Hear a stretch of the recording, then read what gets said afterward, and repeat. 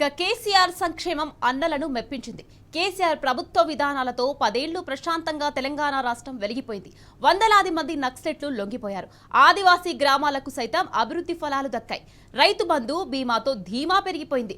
గిరిజన ఆదివాసీలకు రిజర్వేషన్లు పెంచి అటవీ భూముల పరిరక్షణకు కంకణం కట్టారు. ఆపరేషన్ ఖగార్ ఆపాలన్న కేసీఆర్ డిమాండ్కు అన్ని వర్గాల నుంచి సంపూర్ణ మద్దతు లభిస్తోంది.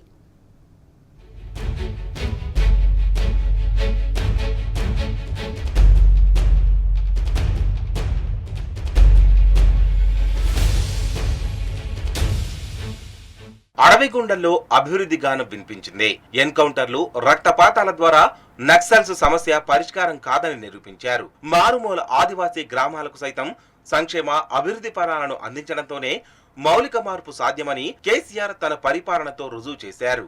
మలిదశ ఉద్యమంలో అన్నల ఎజెండాలను అమలు చేస్తామన్న కేసీఆర్ ఇప్పుడు ఆపరేషన్ ఖగార్ పేరుతో కేంద్ర రాష్ట్ర ప్రభుత్వాలు సాగిస్తున్న మరణకాండను ప్రతిపక్ష నేతగా నిరసించారు. కేసీఆర్ చేసిన ప్రకటనకు సబ్బండ వర్గాల నుంచి మద్దతు లభిస్తోంది. నిరుపేదల న్యాయమైన డిమాండ్ల సాధనకు నక్సలైట్లు పోరాడుతున్నారన్నారు కేసీఆర్. తెలంగాణకు హరితహారం పేరుతో అటవీ భూముల సంరక్షణతో నక్సలిజం వైపు మొగ్గు చూపే వారి సంఖ్య తగ్గించింది కేసీఆర్ పాలన.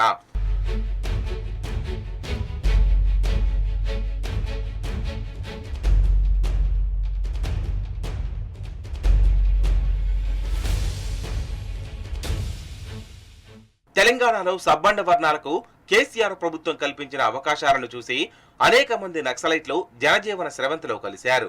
2018 నుంచి 2022 వరకు దాదాపు 250 మంది లొంగిపోయారు. వీరిలో 65 మంది మెయిన్ క్యాడర్ నేతలు ఉన్నారు. ఒక్క 2022లోనే సుమారు 35 మంది లొంగిపోయారు. 10 ఏళ్ల బీఆర్ఎస్ పాలనలో 550 మందికి పైగా అరణ్యవాసం వీడారు. తెలంగాణలోని మావోయిస్టు ముఖ్య నేతలంతా ఛత్తీస్గఢ్, ఒడిశాలకు మకా మార్చారు. తెలంగాణలో నక్సల్స్ ప్రభావిత జిల్లాలైన కొత్తగూడెం, ములుగు, భూపాలపల్లి, మంచిర్యాల, ఆసిఫాబాద్, పెద్దపల్లి జిల్లాల్లో బీఆర్ఎస్ ప్రభుత్వ హయాంలో కమ్యూనిటీ పోలీసింగ్ ను పక్కాగా అమలు చేశారు. గిరిజన గ్రామాల్లో రోడ్లు, మంచినీరు, విద్యుత్, జలశుద్ధి యంత్రాల ఏర్పాటు చేశారు. ఆదివాసీ పిల్లలు చదువుకునేందుకు వసతులు, యువతకు ఉపాధి కల్పన, క్రీడా మైదానాల ఏర్పాటులో పోలీసులు, గ్రేహౌండ్స్ దళాలు కేసీఆర్ ఆదేశాల మేరకు పటిష్టంగా పనిచేశాయి.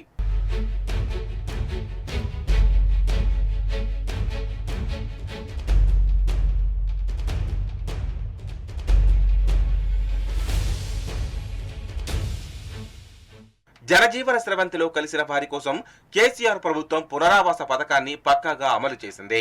ఇంటి పట్టా, వ్యవసాయ భూమి, వ్యాపారం చేసుకునేందుకు రుణాలు ఇవ్వడం, వసతులు కల్పించారు. వారిపై ఉన్న చిన్న చిన్న కేసులు కొట్టివేయడం వంటి కార్యక్రమాలు అమలయ్యాయి.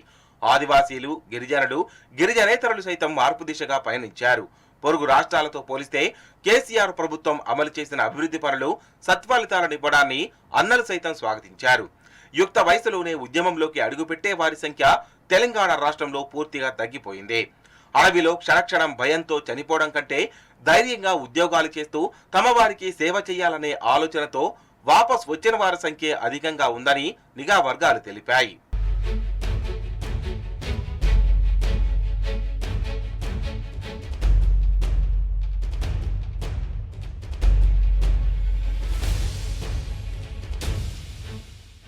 బీఆర్ఎస్ ప్రభుత్వం ప్రతి రైతుకు 5 లక్షల బీమా సదుపాయం అందించి వారి కుటుంబాల్లో ధీమా ఇచ్చింది.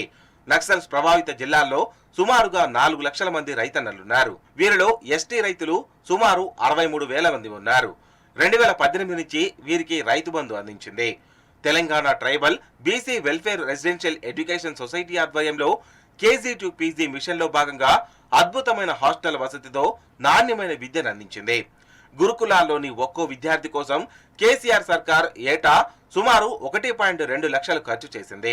వీటికి తోడు ఏజెన్సీలోని ప్రతి గ్రామంలో అంగన్వాడీ కేంద్రాలు, నాణ్యమైన పౌష్టికాహారాన్ని అందించింది.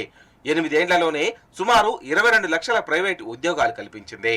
2022 నాటికే వివిధ రిక్రూట్మెంట్ బోర్డుల ద్వారా సుమారు 1,35,000 ప్రభుత్వ ఉద్యోగాలు కల్పించింది. ఆ తర్వాత పోలీసు కొలువులే 15,000 వరకు భర్తీ అయ్యాయి. తెలంగాణ ప్రభుత్వం ఎస్టీ రిజర్వేషన్లను 6% నుంచి 10%కి పెంచింది. దీంతో మరిన్ని ఉద్యోగ, ఉపాధి అవకాశాలు పెరిగాయి.